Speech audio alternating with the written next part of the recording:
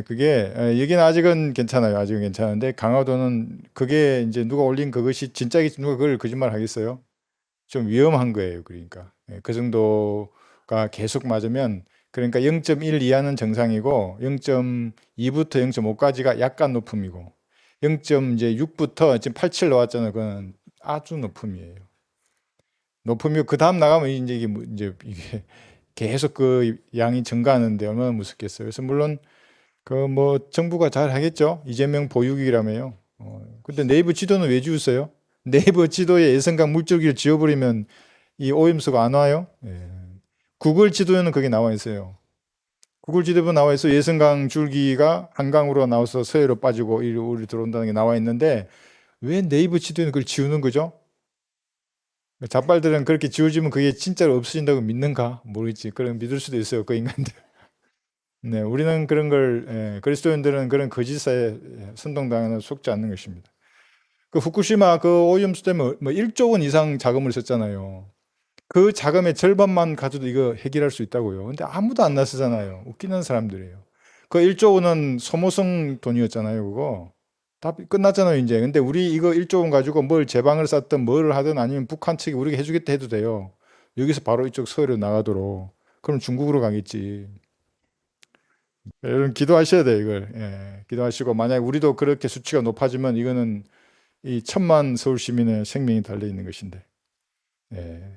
이번 주에 저희가 117명을 구령하고 117명 구령입니다. 117명하고 올해 1월부터 지금까지 2,772명을 구령했습니다. 예, 수고 많으셨습니다. 그래요.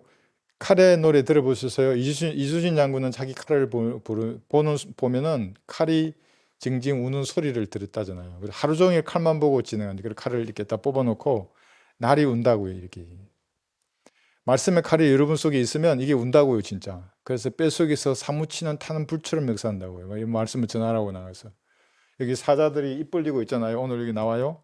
두려워하지 말고 성령님이 여러분 안에 거하시기 때문에 성령이 충만해지면 여러분 나가서 사자의 입을 진짜로 찢어버린다고요.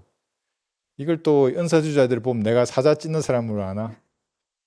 그 말이 아니에요. 예, 보이지 않는 마귀의 세력이 도망가고 어떤 사람이 그런 마귀가 떠나면 이 사람은 순수한 눈을 가져요. 그럼 탁 지난데 말씀해. 네 죄가 용서됐다고.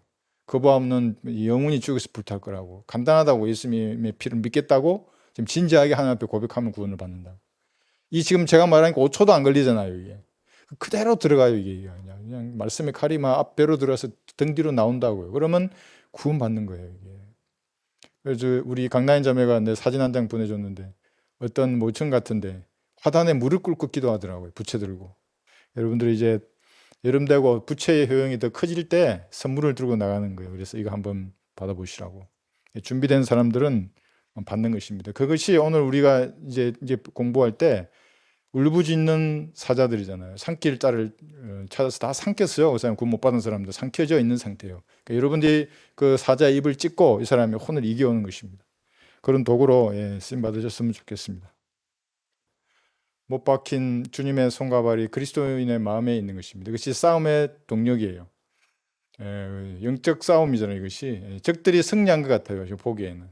근데 어떻게 근데 이걸 끌고 가야 된다고요. 내 육신도 끌고 가야 되지만은 계속 이런 저항을 물리쳐서 영적으로 승리해야 되기 때문에 주님이 여러분에게 힘을 주지 아니하시면 아마 다 이거 못해요. 저도 마찬가지고요. 그래서 늘 깨어서 이렇게 정신을 차려서 기도하셔야 하는 것입니다. 울부짖는 사자를 싸우는 첫 번째가 뭐냐면 정신을 차리는 거예요. 무엇으로 정신을 차리는가? 하나님 말씀밖에 없어요. 뭐 물속에 뛰어든다고 안 된다고요. 나 군대 생활할 때는 진짜 생각이 정리 안 되면 물속에 뛰어들고 싶더라니까요. 겨울에도 차가운 물이 얼음이 있으면 깨고 들어가고 싶다고. 왜냐하면 복잡하다고요. 전장의 환경이라든지 그 부대에서 하다 보면 야전에서 뭔가 빨리 정리해서 1, 2, 3 이렇게 나와야 되잖아요. 그게 안 나오면 정말 그러고 싶은데 영적인 것은 그렇게 할 수 없어요. 뭐 머리를 베개 받고 싶어도 그래도 정신 안 차려져요. 하나님 말씀밖에 없다고요. 올바로 나누어 공부한 말씀이 나에게 역사해야 돼요. 그럼 정신이 번쩍 보인다고 이게 지금 세상이 어떻게 돌아가는지를.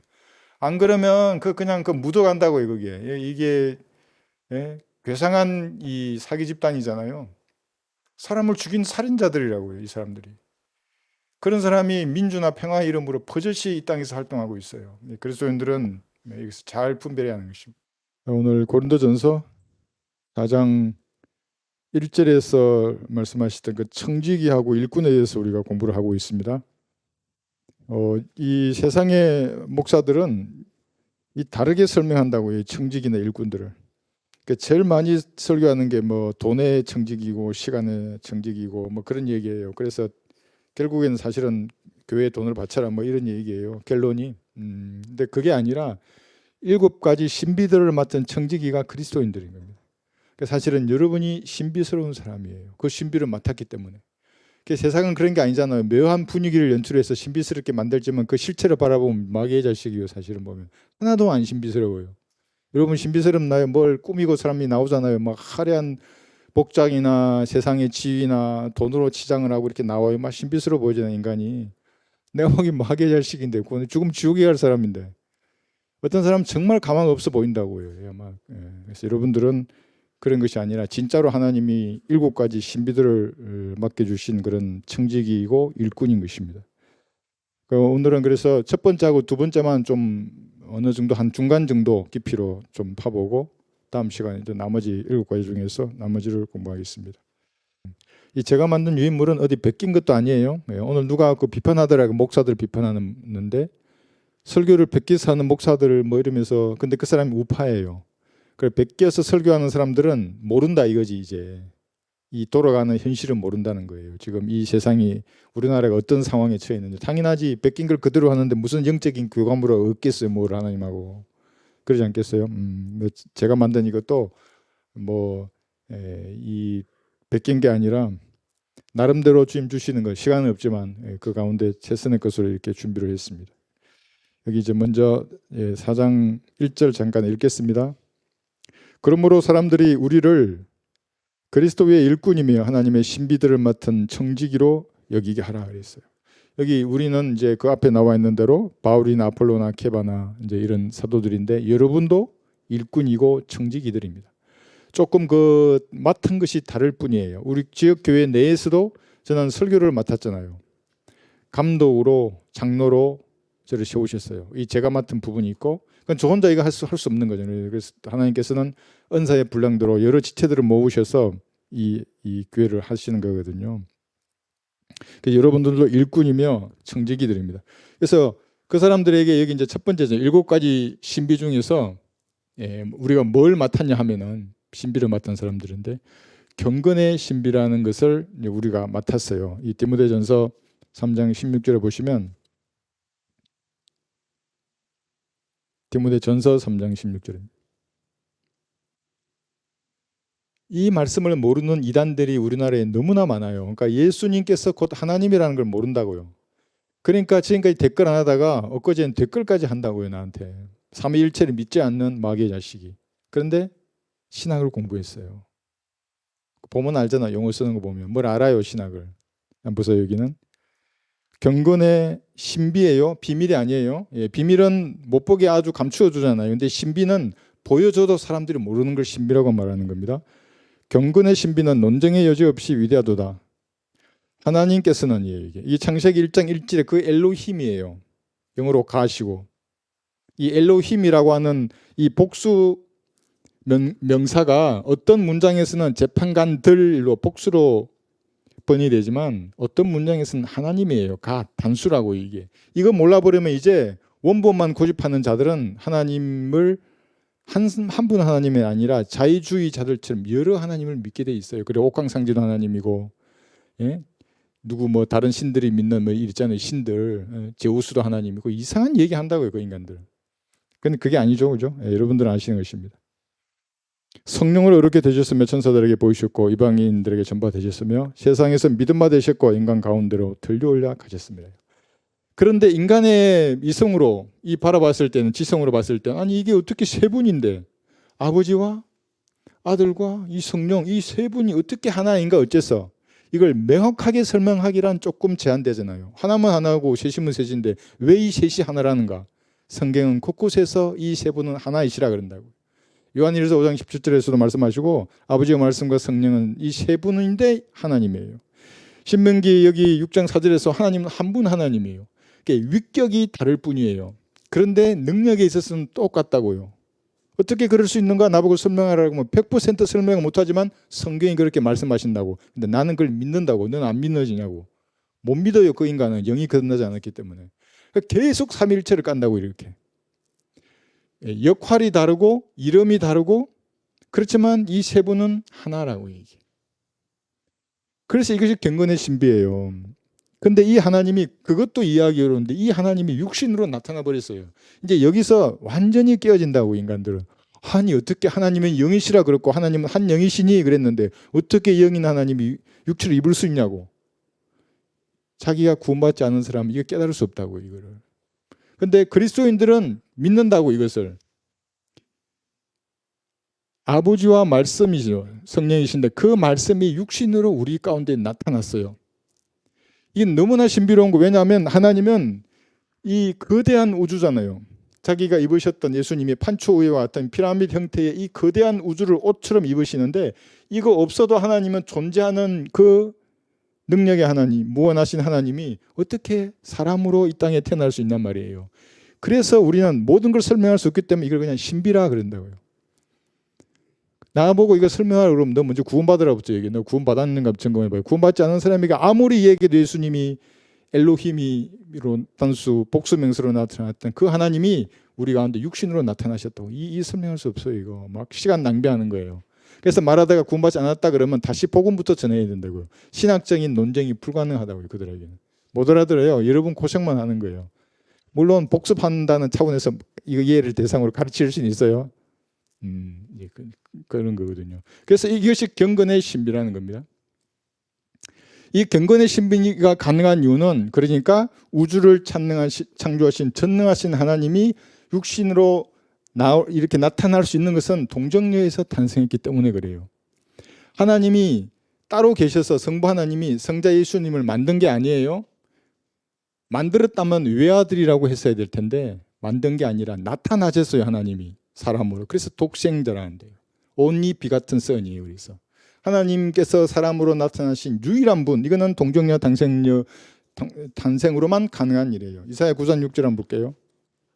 그 외에 모든 인간들은 자기가 하나님이라고 주장하는 사람들 너무 많잖아요. 우리나라만 하더라도 한 20명은 돼요. 마귀의 자식들이에요. 전부 다. 이사야 9장 6절을 보시면 우리는 지금 7가지 신비 중에 하나님께서 창조주가 육신으로 나타난 이 신비를 지금 공부하고 있는 겁니다. 이사야 9장 6절에서 이는 우리에게 한 아이가 태어났고 우리에게 한 아들이 주어졌음이니. 아들이 주어진 거지 한 여자가 주어진 게 아니에요. 그러니까 여자 하나님을 주장하는 사람은 무조건 아웃이에요. 그거는. 하나님 뭔지를 모르는 사람이에요. 영어도 히브리어도 헬라어도 그걸 여성 명사로 쓰지 않는다고요. 하나님을. 한 아들이 주어졌으니 정부가 그의 어깨 위에 있을 것이요 미래에 그렇게 될 것입니다. 그의 이름은 경유로운 분이라 상담자라 능하신 하나님이라 영원하신 아버지라 화평의 통치자라 불리리라요. 재림하시면 그렇게 불리실 거예요. 그래서 경건의 신비를 푸는 열쇠 중에 하나가 한 아이가 여자의 씨로 이 땅에 태어난다는 겁니다. 남자를 알지 못한 여자가 어떻게 아이를 가질 수 있는 것입니까? 그래서 그걸 성령으로 잉태했다고 말하는 것입니다. 그럼 이걸 보면 영이신 하나님이 육신으로 나타났잖아요. 이것이 영이신 하나님이 육신으로 나타나는 이것을 신비라 그러는 게, 그런데 타락한 천사들도 영이잖아요. 영적인 존재들이거든요. 영인데 천사들이 육신을 입을 수 없어요. 있어요, 없어요? 육신을 입는다고요. 창세기 6장에서부터. 아마 그 이전에서부터 최소 100년에서 한 7, 800년 전부터 계속 이 땅에 내려왔다고요. 그러니까 여자들하고 관계에서 이 거인족을 낳고 짐승들이나 오만 것 하고 이렇게 해가지고 막 별 희한한 존재들을 다 낳았기 때문에 하나님이 노아의 홍수 그들을 다 쓸어버리셨잖아요. 그래서 그룹도 육신으로 나타났다고요. 에덴에서. 그 레바논의 백항목이라 그랬다고요. 제가 이미 한 2-3시간 정도 그 씨에 대해서 강의한 그게 보면 알아요. 그룹도 그러니까 에덴에서 여자에게 나타났다고요. 그것을 스네이크가 아니고 서펜트로 하는 인격체로 나타났어요. 그때. 네, 그 정도만 하고. 그리고 천사들도 육신으로 나타나고 그룹도 이렇게 나타나잖아요. 그 어디서 이걸 걔들이 봤을까요? 이걸 안다고요, 걔들도. 그러니까 이것이 하나님께서 육신으로 나타날 것을. 그죠? 그래서 결국에는 하나님이 육신으로 나타나는 이 신비를 그들도 그대로 복제해서 하는데 이것이 불법의 신비라는 거예요. 이 불법의 신비는 사탄이 영적 존재잖아요. 인간의 육신을 입고 육화된 사람으로 언젠가에게 나타난다고요. 대환란 후 3년 만에 여기 앉아서 환란 성전에서 온 지구인의 경배를 받을 것입니다. 또 지금 아니에요. 지금이 또 여기 우리가 여기 와 있고 좀 있으면 이런 그날 온다. 이는 전부 속이는 사람들이고 불법의 신비라고 해요. 그러니까 뭔가 영적인 존재가 사람의 몸을 입는 이것이 무슨 신화나 전설에 나와 있는 얘기가 아니에요. 데살로니 후서 한번 볼게요. 그 모방의 천재예요, 사탄이. 이것도 모방하고 도성도 모방하고 한 도성이 있잖아요. 신부도 모방하고 너무나 많은 것들을 모방해요. 데살로니 후서 2장 7절에서 불법의 신비가 이미 활동하고 있나니 현재는 막는 자가 있어 막을 것이나 그가 그 길에서 옮겨질 때까지만 그러하리라. 이 막는 자가 뭐냐면 자기들 스스로 막아요. 한 마귀예요. 데빌이 이 땅에 내려와서 활동하다가 이게 육화된 사탄이 될 때가 이때라고. 이게 자기들도 그러니까 때를 가늠하고 있어요. 근데 지금 만약에 이게 육화된 사탄이 나타나면 무시당하지. 무시당해요. 그런데 우리가 휴거가 일어나고 세상에서 진짜로 사랑이 식어진 때가 어떤 것인지 보일 거예요. 막 그런 상황이 되면 이제 얘가 육화된 사탄으로 나타날 그 때를 보는 거야. 이때냐 아니냐. 왜냐하면 정해져 있거든요. 이 날이. 최대한 지구 사람들을 많이 죽이려면 지금 나타나면 미국이 가만히 있겠어요. 지금 미국이 강대국인데. 여건이 조성되는 걸 보면서 그 때를 기다리는 것입니다. 이것이 불법의 신비거든요. 그러니까 우리 하나님께서 육신으로 나타나는 것은 경건의 신비라고 말하는 겁니다. 다시 이사야 7장 가셔서 그래서 이걸 표적이라고 말합니다. 이사야 7장 14절에서 그래서 우리나라에서 자기가 하나님이라고 말하는 그 할머니도 있고 자기의 재림한 하나님이라고 말하는 아저씨도 있고 아줌마도 있고 할머니도 있고 그런데 그 사람들은 표적을 보여야 되는 무슨 표적을 하면 자기가 이렇게 예수님처럼 처녀가 잉태해서 자기를 낳았다고 말해야 된다고요. 그럼 나도 짐 싸들고 그 할머니 밑에 가야지 하나님이 오셨는데. 그렇지 않아요? 그렇게 주장하는 사람 아무도 없어요. 왜냐하면 호적에 나오거든. 진짜 한국 남자와 나와 있잖아. 아버지 이름. 물론 예수님도 나와 있지만 그게 예언이 되어 있잖아요. 예수님은. 그분이 오시면 창세 전부터 영원 전부터 오심이라고. 근데 우리나라에 어떤 사람도 그게 없잖아요. 네? 문선명 씨가 그런 거 돼 있어요? 창세 전부터 영원 전부터 온다고 재림한다고? 예수님은 너무나 명확하게 이렇게 기록이 되어 있다고. 초림이 어떻고 재림이 어떻고 영원이 어떻게 될 것인지. 모르겠어. 자기들이 무슨 책을 썼는지 그 책에는 또 뭐라고 또 이렇게 기록해 놨는지는 모르겠지만 이사야 7장 14절을 보시면 그러므로 주께서 친히 한 표적을 너에게 주시리라. 보라 한 처녀가 임신하여 한 아들을 낳으리니 그의 이름을 임마누엘이라 하리라. 우리와 함께 하시는 하나님이에요. 그러니까 아이의 이름이 하나님이에요. 이런 사람 없어요. 예수님 외에는. 그래서 예수님만이 하나님이라고요. 그분이 여러분의 죄의 값을 갚아주셨고요. 그 사실을 믿는 사람은 누구나 영원히 사는 거예요. 사람들을 믿어봐야 소용이 없어요. 누구 보니까 또 안선홍이 하나님이라 그래가지고 이거 누가 뜨더라고요. 메시지 보니까.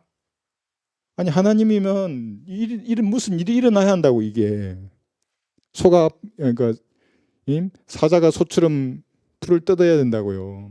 아이들이 독사의 굴에 손을 넣어도 안 물어야 한다고. 독사들이 지금 나가면 벌레도 얼마나 많아요. 예, 우리 가연자매 이 전자 모기채 들고 교회에서 집까지 오면서 벌레를 잡아요. 그 정도로 이 세상이 그렇다고요. 천연왕국 되기 전에 이 세상은. 우리 김밥집 아줌마 있잖아요. 우리 소풍 갈 때 김밥 하는 아줌마. 그 러브 벌레라고 뭐 있더라고요. 너무 많이 붙어 있는 거야. F킬로 다 계속 죽이는 거예요. 그래서 지나가는 할머니가 뭐라 했냐면 아니 사랑하는데 왜 죽이냐고 그러고 있어. 그게 이 세상이에요. 이 주님이 재림하신 이 왕국에는 그런 게 없을 거예요. 뭐 이런 해악을 주는 벌레들이라든지 그런 살생이 없을 거예요. 예. 물론 희생제는 있어요. 그러니까 고기도 먹을 수 있는 거예요. 내가 그래 고기 먹을 수 있는지 없는지가 궁금했다고. 그래서 찾아보니까 고기 먹는데 제가 일본으로 가야지 거기. 자, 그래서 동정녀 탄생했어요. 그래서 예, 영이신 하나님이 육신으로 나타난 증거가 너무 많아요. 이거 다 공부할 수 없지만 조주신학에서는 조금 다뤘죠. 그래서 이 예수님을 하나님의 형상이에요. 하나님의 형상. 그래서 유대인들이 넘어지는 거예요. 어떻게 영이신 하나님이 형상을 가질 수 있느냐? 우상숭배자라고 얘기하는 거예요. 그러나 성경이 이미 계속해서 얘기하고 있어요. 그럴 것이라고, 그럴 것이라고. 볼까요? 예, 여기 고린도후서 4장 4절에 보시면 하나님의 형상이신 그리스도의 영광스러운 복음의 강체가 그들에게 비치지 못하게 하는 그 존재예요. 그런데 하나님의 형상이신 그리스도라 그래요. 그래서 하나님이 형상을 가지고 있다는 이 말에 무슬림들은 미치는 거예요. 알라시는 영인데 우리는 형상이 있는 예수님을 믿거든. 그러니까 우리를 우상숭배자로 생각하는 거예요. 제가 보기에 그들이 마귀 들린 자들인데. 고린도후서 4장 4절 그들 가운데 이 세상의 신이 진짜 이 세상을 주관하는 신이 있다고요. 오는 세상은 보지 못하고 이 세상이 전부로 생각하게 만들어요. 믿지 않는 자들의 마음을 어둡게 하여 하나님의 형상이시네요. 형상을 가지고 있죠. 그리스도의 영광스러운 복음의 강체가 그들에게 비치지 못하게 하느니라. 그러니까 복음을 받아들이지 않는 모든 어두운 마음의 뒤에는 누가 있어요? 이 세상 신이 있다고요. 교묘하게 여러분에게 입 닫으라 그런다고요. 야, 교회 오라는 말은 해도 지옥이라든지 예수님의 피라든지 심판은 말하지 말라 한다고. 저도 이걸 당했어요. 처음에 20대 초에 이거 알고 구릉하러 다닐 때 뭐 가잖아요. 누구한테 복음 전하러 가면은 야, 그냥 가면 기독교 착하고 선하고 좋은 사람은 살아라 그리라고. 그런데 지옥에 대해서 경고하고 막 눈에 마귀도 그 얘기 들으면 도망갈 듯한 넌 태양처럼 타오를 거라고 이런 말을 못하게 한다고요. 야, 그 말하면 걔가 얼마나 상처받겠니. 기독교는 사랑의 하나님인데 사랑으로 보듬어줘야지. 네가 그런 말하면 끝날 거야. 막 다가온다고 이렇게. 이 세상 신이에요 그것이. 근데 그러면 그런 생각 쓰지 말고 사람은 누구나 죄를 짓는단다. 너무 겁먹지 말아라. 네가 예수님 영접하지 않으면 너 포함해서 모든 사람은 지옥으로 갈 것이라고. 이 말에 한 2, 3초 정적을 둬요. 생각하도록. 그 다음에 그런데 이 죄의 문제를 예수님이 해결하셨다고. 하나님이 자신이 창조한 피조물의 죄의 값을 하나님 자신이 갚으셨다고. 하나님 자신이라고 제가 말하니까 그 마귀의 자식이 나한테 막 써먹고 그게 아니라고. 하나님 자신이라고 기록된 여기 내가 3개의 성경 구절을 이렇게 얘기해 줬어요. 이게 4개 해놨네요. 4개. 3개만 줬는데 하나님 자신의 피예요. 그래서 예수님은 여기 사도행전 20장 28절 보시면 다른 피와는 다르다고요. 사람은 다른 피는 능력이 없어요. 그런데 하나님 자신의 피는 굉장한 능력을 가져서 2000년이 지났는데도 썩지 아니하고 그 피를 믿는 사람에게 영원한 생명을 주실 거예요. 그리고 먼지와 같은 이 사람을 너플레 야고바 그러거든요. 그런 무력한 존재를 셋째 하늘로 끌어올리실 거라고요. 하나님의 피는 능력이 있는 것입니다. 사도행전 20장 28절 그러므로 너희 자신을 조심하고 모든 양 떼기도 그리하라. 이들을 위하여 성령께서는 너희를 감독자로 세우셨으며 하나님께서 자신의 피 이랬어요. 피로 사신 하나님의 교회를 돌보게 하셨느라. 하나님 자신의 피. 하나님이 피를 가졌다. 그러니까 나 장로교 목사도 막 계급품 물고 뭐 A4지 뭐 한 2장 썼나? 말도 안 돼 헛소리를 쓰고 있고. 내가 그 인간 보는 당신 구원받지 않았다 그랬어요. 여기 분명히 하나님 자신의 피라 그랬는데 이걸 또 교묘하게 바꾼다고 뭐 헬라로 도망가고 어디로 도망가고. 그래서 하나님 자신의 피예요. 이 피가 얼마나 능력이 있었던지 이거 보세요. 이 2개의 물청을 여러분 알고 있죠. 여기에 우주 공간이에요. 이제 둘째 하늘. 그래서 창공 아래의 물과 창공 위의 물로 하나님 나누셨어요. 창세기 1장 3절에서부터 쭉 재창조가 이루어지는데 창공 위에 있는 이 물은 홍이라 그래요. 붉게 물들었다고요.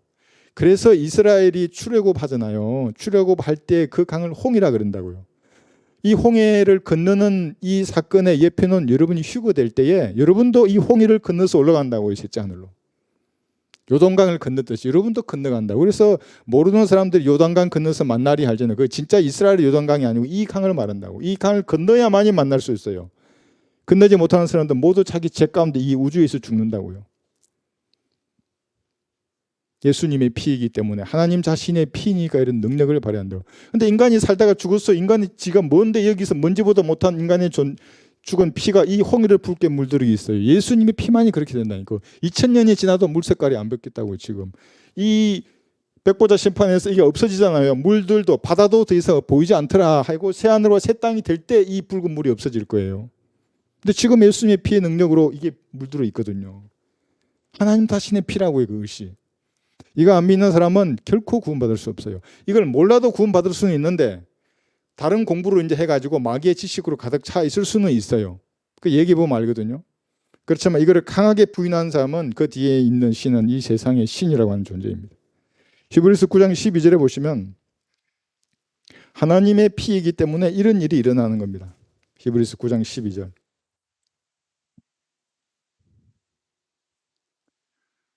그래서 제가 부채 뒤에 처음에는 예수님의 피로 당신의 죄가 용서되었습니다 이렇게 말했어요. 그러니까 이 사람들이 예수님이 지하고 똑같은 인간인 줄 아는 거예요. 근데 물론 인간이기도 해요. 완전한 사람이시기 때문에. 그러나 하나님이세요, 예수님은. 그래서 제가 바꿨잖아요. 하나님의 피로 당신의 죄도 용서되었다고. 그러니까 제가 한 발 앞서서 그 글을 쓴 거예요. 하나님 어떻게 피를 가질 수 있지? 그럼 생각해 보라는 거지. 하나님이 육신으로 이 땅에 나타나신 분이 예수님이니까. 이거 몰라서 또 영행주의자 어떤 인간은 그걸로 딴지르는 인간도 있어요. 목사들은 도대체 신학을 어떻게 공부하는지 모르겠어. 이 12절 보시면 염소와 송아지의 피로 아니하고 오직 자신의 피로, 이것이 하나님 자신의 피입니다. 한번 성소에 들어가셔서 우리를 위하여 영원한 구속을 이루셨느니라. 그러니까 값을 지불했는데 여러분의 죄값을 영원히 지불해 버렸어요. 구속을 이루셨어요. 그럼 한번 진짜로 예수님의 피를 믿었어요. 구원받았어요. 그럼 이게 영원해요, 영원하지 않아요? 영원하다고요. 이게 하나님의 피이기 때문에 능력의 피라고 이것이. 근데 이것을 성경들은 믿지 않고 또 머리치면서 예수 피 막 이러면은 그 있잖아요. 그 기도문에 그 마귀 들어간다고요. 그러면은 마귀도 성수 뿌리고 성수가 어디 있어요? 물은 물이지. 내가 맨날 말하잖아. 물은 물이고 산은 산이라고. 예? 그 팽팽교도가 말하는 지구 끝에 있는 얼음벽 있잖아요. 얼음벽은 얼음이라고. 그게 지각이 있거나 그래서 주님께 돌이키고 그러지 않는다고. 그럼 땅 끝이란 말의 의미는 모든 사람을 말한다고요. 그 사람들은 그냥 관용적으로 사람이 이해하도록 하나님이 쓴 그 표현에 걸려 넘어진 사람이에요, 이게. 미혹된 사람. 그래서 우리 교회 오고 싶은데 이것 때문에 못 오는 사람도 있어요. 팽팽교에서 깨어나면 오겠대요. 언제 깨어날지 모르죠. 그래서 이거 하나님의 피입니다. 히브리서 9장 12절 했죠. 항소와 염소의 피와 송아지의 제도 불길한 자들에게 뿌려 그 육체를 정결케 함으로써 거룩하게 한다면 하물며 영원하신 성령을 통하여 흠없는 자신을 하나님께 드린 그리스도의 피가 어찌 죽은 행실에서 너희 양심을 정결케 하여 살아계신 하나님을 성경하지 못하겠느냐. 그리스도의 피예요. 이 피는 하나님의 피입니다. 자, 여기 또 볼까요? 여기 창세기 22장 여기 7, 8절에 보시면 이 피는 자신을 번제에 쓸 어린 양으로 마련하신 하나님이십니다. 창세기 22장 7, 8절. 이삭이 그의 아비 아브라함에게 고하여 말하기를 나의 아버지 하니 그가 말하기를 내 아들아 내가 여기 있노라 하니 그가 말하기를 불과 나무를 부숴서 그런데 번제에 쓸 어린 양은 어디에 있나이까 하자. 이때 사실은 아브라함의 그 믿음을 볼 수 있는 거예요. 만약에 죽어도 부활할 것을 믿었어요. 확실히 믿었어요. 믿음을 가지고 있었어요. 이제 8절 보시면 아브라함이 말하기를 내 아들아 하나님께서 자신을 번제에 쓸 어린 양으로 마련하실 것이라고 하고 두 사람이 함께 가더라요. 여기 이렇게 번역되지 않은 성경은 전부 쓰레기통에 버려야 돼요. 험정력으로부터 시작해서. 왜냐하면 예언을 뭔 말인지 모르는 사람들. 이게 하나님께서 자신을 번제에 쓸 어린 양으로 이때 마련했잖아요. 그러니까 이때 영광을 받으시는 거예요. 이때 흘린 피가 하나님의 피이기 때문에 이걸 레드시라고 하는 이게 홍해를 지금도 붉게 물들인 피라는 것입니다. 이것이. 이걸 믿지 못하는 사람들은 모두 거듭나지 않은 사람들이에요. 그러니까 예수님의 신성을 깎아내리는 거거든요. 하나님이 육신으로 나타나신 분이 하나님의 형상. 안 믿는 사람들이 그 사람들이. 골로새서도 볼까요? 2장 9절에서.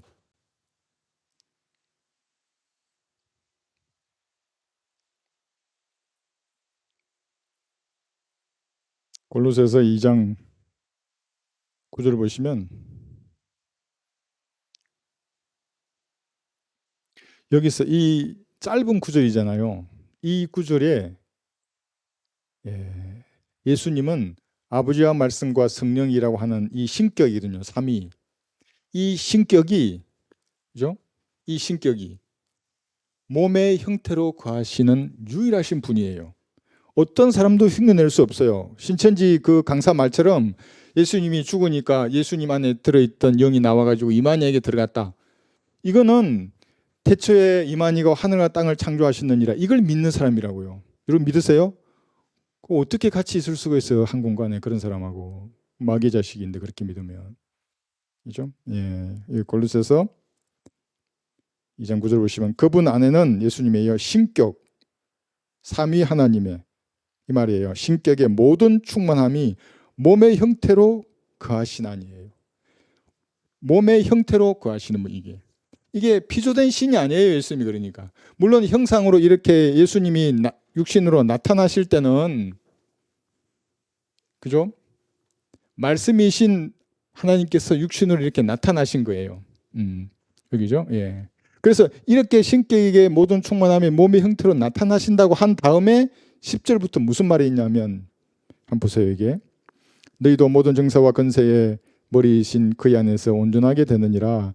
또한 너희가 그의 안에서 손으로 하지 아니한 할례를 받았으니 곧 그리스도의 할례로 육신의 제들의 몸을 벗어버린 것이라. 이게 영적 할례가 여기 나오는 겁니다. 이 영적 할례란 말은, 육의 할례는 나은 지 8일 만에 남자의 표피를 자르는 거예요. 영적 할례는 뭔가 자르는 거잖아요. 그게 뭐냐면 이 혼이, 육신과 결합되어 있는 이 혼이 구원받는 순간에 육신으로부터 분리되어서 구원이 영원히 보장되는 거예요. 이게.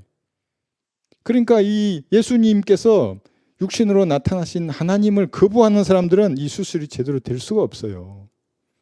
성령께서 그걸 딱 아시는데 이 반성경적 생각을 딱 안에 품고 있어요. 예수님은 천사장 미카엘과 동급이거나, 예수님은 하나님이 만든 또 다른 신, 많은 아들들 중에 만들어진 하나의 신으로 이렇게 생각하면 구원받을 수가 없는 거예요. 이게 안 일어나요. 이게 영적 수술이. 10절에 있는 영적 할례가.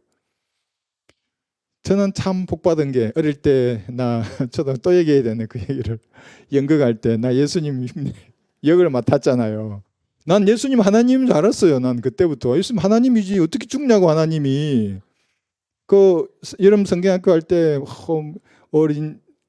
우리 영혼이 벗어났도다 사냥꾼의 올무에서 이럴 동안 생각난다고요. 그게. 그래서 내 마음속에, 근데 그걸 예수님이 피와 연결해서 저가 용서했다고 하는 것을 알게 된 것은 20대 초지만 어릴 때 그게 그대로 나와 있다고요. 하나님이시라고. 예수님은 육신으로 나타나신. 그래서 우리는 예수님을 높이는 사람들이에요.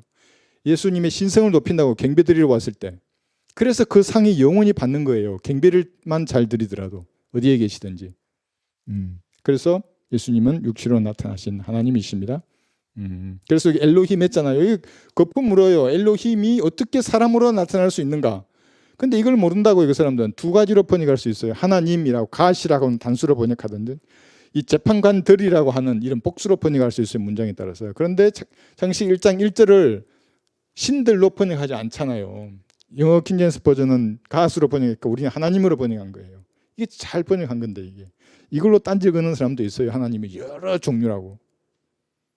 그런 소리를 나한테 하지 마요. 그걸로 나하고 논쟁이나 토론하려고 걸지 말라고. 난 시간 바빠 죽겠는데. 그런 거 하시면 나하고는 교제해봐야 서로 도움이 안 되는 걸 하고 그냥 그 사람 거 하고 이렇게 해야죠. 자, 이 정도만 아시면 좋겠고요. 예. 신비에 두 번째 신비는, 오늘 다 할 수 있을까 모르겠네. 두 번째 신비는 여러분 안에, 시간 좀 남았네요. 여러분 안에 내주하시는 성령님, 이게 신비예요. 이게 왜 신비가 되냐면, 성령님도 아버지와 말씀과 성령님 하나님이잖아요. 주님이거든요. 하나님이 어떻게 여러분 몸 안에 들어가요? 육신으로, 진토로 만든 사람의 몸 안에 영원한 전능하신 힘을 가진 하나님이 영으로 들어와 버린 거예요. 근데 그 영이 그리스도의 영이라 그래요. 그럼 예수님의 영이란 말이거든요. 그러니까 예수님은 지금 보좌에 앉아 계시기 때문에 모든 사람의 몸 안에 들어갈 수 없어요. 그래서 예수님과 똑같이 생긴 형상을 가진 성령께서 성도들 각 사람 몸 안에 들어갔어요. 근데 그 들어가시면 영원히 여러분의 몸 안에 거하세요. 여러분 죄를 지어도 떠나지 않아요. 이제 신약의 성도는. 다만 슬퍼하세요.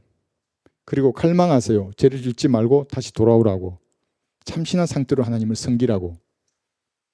그런데 그래도 무시하고 계속 있으면 주님은 잠잠하시잖아요. 그죠? 잠잠하시다가 여러분의 모든 걸 아시기 때문에 징계를 통해서 바로 잡으시든지 아니면 내버려 두세요. 그럼 그리스도 심판석에서 수치를 당할 거예요. 저는 처음에 둘 중에 하나만 난 내버려 두시면 좋겠다. 대충 이렇게 하다가 하나님도 믿고 이렇게 주일날 예배도 드리고 막 그것도 하고 또 내가 하고 싶은 거 있으면 하고 뭐 그래 이런 생각을 진짜 했어요. 그러니까 원래 아기들이 그러잖아. 아기들은 자기밖에 몰라요. 아이 영원했으면 좋겠어 아이 때가. 그런데 그렇지 않아요. 근데 커진다고 점점점 커지면 이제 아버지를 생각할 수 있어요. 아버지 어깨가 무겁게 보이는 것이 이제 뒷모습이 보이면 좀 성장한 거예요, 그 사람이.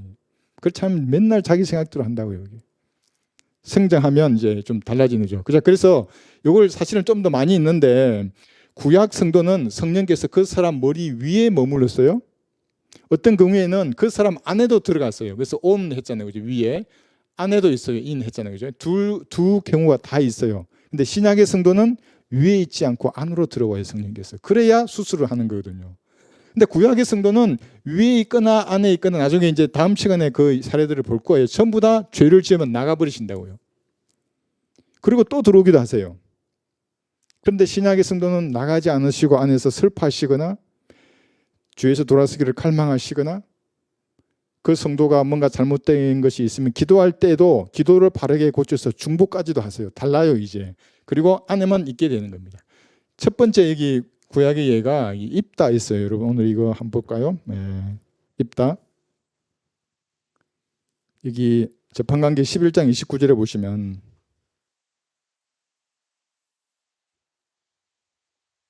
재판관계 11장 29절에서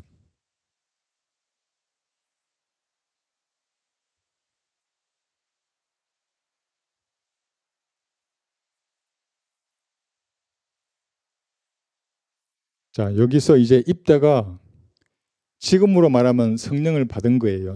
성령께서 입다 위에 머무신 거예요. 이것이 보세요. 그때 주의 영이 입다에게 임하시니 입다가 길르앗과 므낫세를 지나고 길르앗의 미스페를 지나서 길르앗의 미스페로부터 암몬 자손에게로 나아가니라. 30절 31절을 보시면 여기 그때 주의 영이 입다에게 임하시니라고 29절에서 되어 있는 이 말씀의 영어 성경에는 온이에요. 위에 임하신 거예요. 정확하게 더 말하면 위에 임하셨는데 이제 우리 신약과는 좀 다르죠. 30절 입다가 주께 한 가지 소원을 말하기를 만일 주께서 틀림없이 암몬 자손을 내 손에 넘겨주시면 넘겨주실 거예요. 한 20개 성읍을 빼앗아요. 그럼 대단한 승리를 할 거예요. 그렇게 되면 31절 내가 암몬 자손에게서 평안이 돌아올 때에 나를 맞이하러 내 집 문에서 나오는 것은 무엇이든지 반드시 주의 것이 되리니 내가 그것을 번제로 바치리이다 하더라. 만약에 사람이 넘으면 어떻게 된다는 거예요? 사람도 번제로 바친다는 거예요. 이게 잘된 서원이에요? 뭐 잘못된 서원이에요? 잘못된 거예요. 그래서 이 예에서 우리가 교훈을 얻을 수 있는 것이 뭐냐면 지식의 부족으로 멸망한다는 거예요. 이게 생각해 보세요. 우리 가연 자매를 생각해 보면 내가 입다인데 내가 이런 서원을 했어. 그럼 가연이를 배를 갈라서 아이를 죽여야 된다는 거예요? 안 죽여도 돼요. 서원 자체가 잘못된 거예요. 그러니까 잘못된 서원을 했으면 은 30세겔만 내면 돼요. 1200만 원 내고 내가 잘못됐습니다 하면 된다고요. 근데 이런 지식이 없으니까 죽여야 되는 거예요. 죽여버렸어요. 그래서 진짜로 이게 무슨 말을 하겠어요. 지금 여기서 우리가 뭔 교훈을 얻는 거예요. 성령을 여러분은 받았어요. 온이 아니 여러분 안에 들어가셨어요. 예수님의 피를 믿는 그 순간에 영원히 거하실 거예요. 이건 신비스러운 거거든요. 구원받은 사람 많잖아요. 간혹 있어요. 주변에도. 그 사람들이 만약에 성경적 진리의 지식이 없어요. 입 닫고 나는 거예요. 영적으로 말하는 거예요. 입 닫고 나서 그리스도의 심판성에 진짜로 여기 거지가 된다고요. 그 말했잖아요. 그 윤석정 교회 가면 난 그런 얘기예요. 그 앞에 집 두 채 바친 사람이 있다면 이렇게 입다 되는 거예요. 그게 그렇게 뭐 헌신적으로 했어요. 교회에 뭘 바치고 물건을 아무것도 안 남아요. 그것이. 그래서 이게 이게 마음이 아플 거냐면 인생을 고생하면서 인생을 살았는데 네 인생을 보조하고 보니까 인생이 잿더미네 이게. 아무것도 없어요. 아무것도. 그래서 지식의 부족으로 멸망하는 거예요. 이것이. 그런데 이것은 여기 레위기 여기도 있잖아요. 이 마귀에게 자기 자식을 바치잖아요. 이게 하나님이 이런 걸 좋아하시겠어요? 좋아하지 않으시겠어요? 이 지식의 부족을 해서 멸망한다고. 입다가 이런 꼴이 이게 왜 자기 자식을 죽이냐고. 생명의 하나님인데, 만약에 하나님 보세요. 아브라함이 이삭을 바치려고 했을 때 아브라함이 이삭의 배를 갈랐다고 해보세요. 물론 그랬어도 주님은 부활시켰을 거예요, 자기 아들을. 그런데 그렇게까지 하지 않으셨다고요. 생명의 하나님이기 때문에. 그런 상황에서는. 그런데 이렇게 입다가 지식이 없으니까 자기 딸을 사실은 이렇게 죽이게 만든 것입니다. 죽었어요. 여기 있잖아요. 이게 얼마나 좋아서 나왔어요. 여기 이 외동딸인데 입다 머리 붙잡고 있잖아요. 아이고 이게 큰일 났네. 이게 내가 소원을 했는데 저거 번지러 드리겠다고 내 딸이 나와버렸네. 그랬으면 너무 안타깝잖아요. 아는 사람이 누가 옆에 있었으면 이거 말했을 거 아니에요. 그 1,200만 원만 내라고. 저기 이게 해결된다고 이 소원. 아무도 율법책을 안 봐요. 모르지 그렇게 돼 있다는 거를. 죽는 거예요. 그게. 지금도 마찬가지예요. 뭐 사람이 복잡하게 산다고요. 뱀들의 소굴에서 같이 살아요, 이 세상에서. 그걸 어떻게 마귀의 세력을 물리치는지를 모른다고요. 그래 놓고 맨날 뭐 마귀의 물리치라 주문해두시 하고 뭐 예수 피 두드리고 있고. 그 아무 일도 안 일어나요. 그러면은 말씀으로 정신을 차리지 않으면 이 사자에게 다 잡아먹히는 거예요. 구원 받았잖아요. 그러면 올바로 나누어 공부한 진리의 지식으로 내 생각을 적셔야 된다고요. 내 모든 지혜로 말씀이 나한테 있게 만들어야만이 이렇게 사자의 입을 찢어버릴 거예요. 그러면 그리스도인이 화평 가운데 살아요. 물론 마귀가 다양한 시험을 이렇게 고소도 하고 그렇게 해서 이렇게 하겠지만 그러나 이렇게 한다고요. 안 그러면 다 먹혀요. 이 그림에 이거 뭐라 써놨어요? 한번 보세요. 나중에 경상도 사투리로 내가 써놨어요. 나한테 두려움을 주려고 이렇게 입 벌리고 다가온다고요.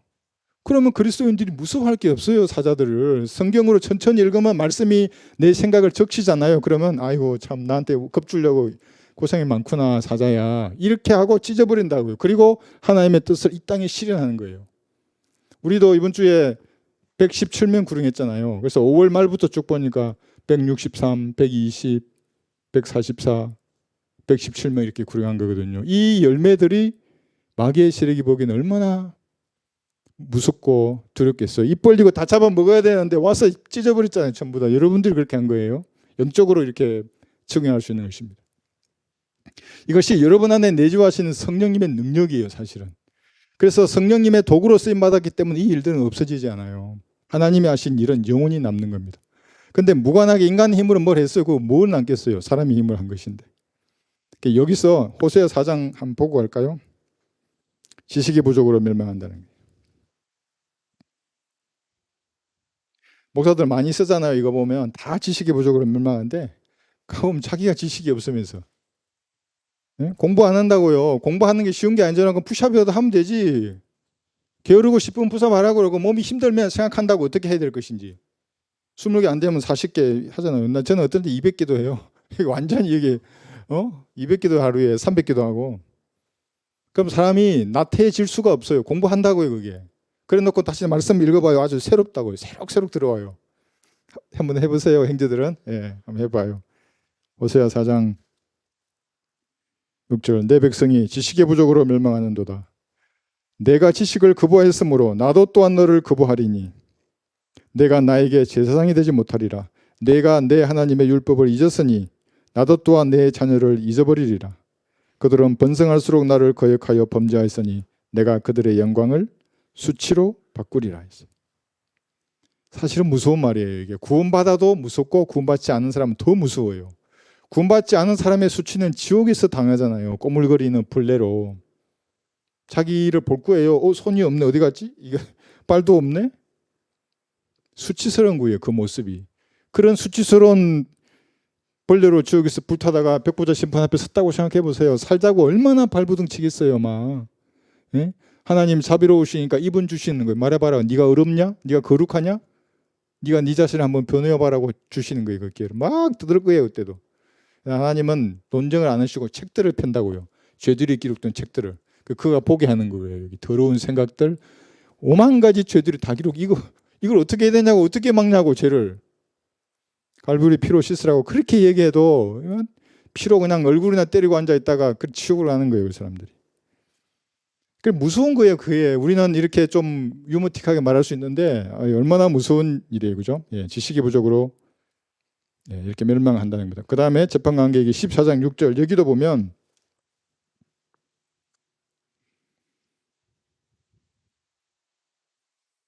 재판관기 14장 5, 6절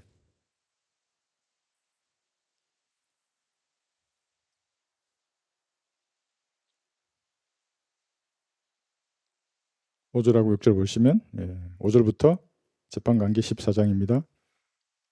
그때 삼손과 그의 아비와 어미가 팀낫으로 내려가서 팀낫의 포도원에 이르렀는데 보라 젊은 사자 한 마리가 그를 향하여 으르렁거리더라. 이게 진짜 사자도 괜찮은데 여러분 앞에는 마귀들이 울부짖는 사자처럼 산길자를 찾아서 으르렁거린다는 사실을 잊지 말아야 하는 거예요. 6절 보면 주의 영이 그에게 강하게 임하니 그의 손에 아무것도 가지지 아니하였으나 그가 그 사자 새끼를 염소 찢듯이 찢고 그가 행한 일을 그의 아비 나오미에게 말하지 아니하더라. 이 왜 이런 일이 생긴 거예요? 이게 사무엘상 10장 6절 보세요. 다른 사람으로 변한다고요. 사무엘상 10장 6절.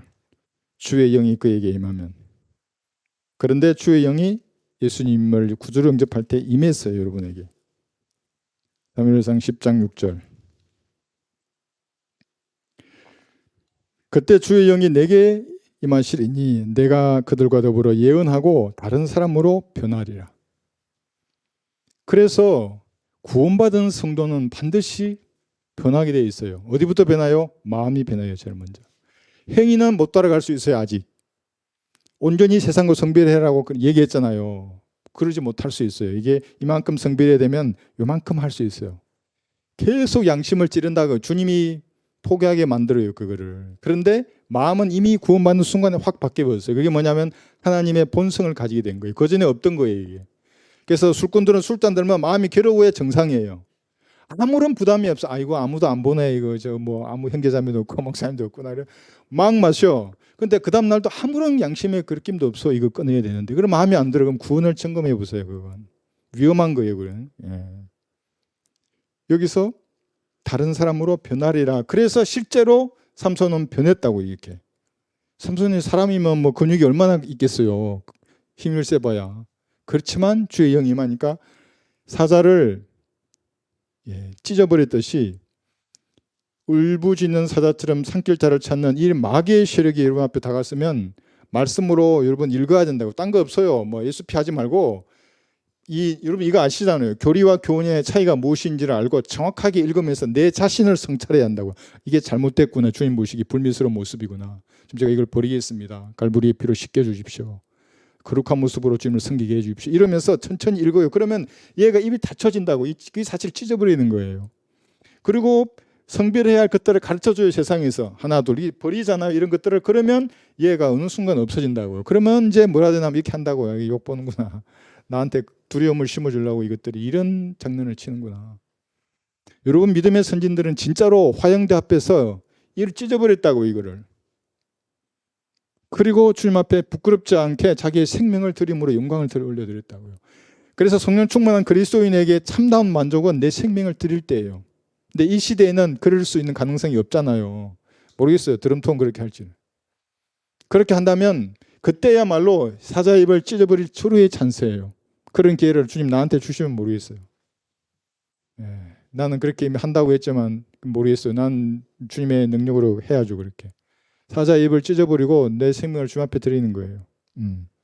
여러분도 그렇게 돼야 합니다. 그래서 두려움을 심어주기 때문에 어떤 사람은 죽음에도 두려워하잖아요. 막 건강을 두려워하고 내가 말년에 이런 병에 걸리면 어떡하나 또 오만 가지 이런 걱정 근심 속에 있다고요. 두려워버리면 끝난다요. 전사들이, 군인들이 전투를 급하게 할 수 없어요. 이게 공황이란 건 무섭거든요. 그래서 두려워하지 말라가 성경에 60번 기록되어 있어요. 두려워하지 말라, 두려워하지 말라. 구원받은 성도들에게 말하는 겁니다. 종교인들은 이 말에 소용없고 이사야 41장 10절 한번 보세요. 이사야 41장 10절하고 14절을 보시면 너는 두려워 말라, 내가 너와 함께 함이니라. 놀라지 말라, 내가 내 하나님이 되리라. 내가 너를 강건하게 하리라. 정녕 내가 너를 도우리라. 정녕 내가 내 의의 오른손으로 너를 높이리라. 이 말씀을 여러분에게 적용해도 아무런 잘못이 없어요. 이 바른 말씀으로 여러분 이제 하나님 말씀이 뭔지를 알았잖아요. 그러면은 이 마귀의 교리가 아니기 때문에 이 말씀을 그대로 주장해서 두려워 말라 그런지 두려워 안 하면 돼요. 여기 보세요. 14절 보시면 너 벌레 야곱아. 야곱 대신에 여러분의 이름을 넣어봐요. 여기에. 두려워 말라. 너희 이스라엘 사람들아, 내가 너를 도우리라. 주 곧 이스라엘의 거룩하신 분인 너의 구속주가 말하노라. 여러분에게 그대로 적용한다고요. 구속주예요, 예수님이. 벌레 같은 나에게 갈보리 십자가의 피의 의미를 알게 하셨잖아요. 그리고 자신의 신부로 삼으셨어요. 포기하지 않으신다고요. 자신의 신부들에게 두려워 말라고 계속 이야기한다고요. 아무리 입 벌리고 있어도 그러지 말아요. 그래서 여러분이 말씀으로 충만하고 그렇게 되면 두려워하지 않는다고요. 찢어버려요, 진짜로. 그래서 주님은 강력한 자기 피로 사신 교회를 만들어서 실제적으로 이 일을 수행하는 거예요. 영적인 이런 우주적인 교회뿐만 아니라 실제로 단위 부대와 같은 지옥 교회를 만들어서 임무를 주셔서 사명의 전을 그것이 이렇게 하는 거예요. 이 울부짖는 사자 2번 나온다는 것은 다음 시간에 하겠습니다. 오늘 여기까지 공부하겠습니다. 그래서 이번 한 주도 울부짖는 이 사자와 같은 마귀와의 영적인 전쟁이에요. 승리하려 그러면 마귀를 쳐다보지 말고 계속 쳐다보면 이게 기분 좋지 않잖아요. 얘 이빨 불리고 있는데 이거 생각하지 말고 주님을 가까이 가는 거예요. 주님을. 내 주님 입으신 그 옷은 얼마나 아름다워요. 상아와 같은 그 찬양이나 그런 가사들로 내 마음을 충분히 이렇게 하게 하면 얘 욕본다 이런 말이 나와요. 두렵지 않다고요. 얘가 무슨 생각을 심어주더라도.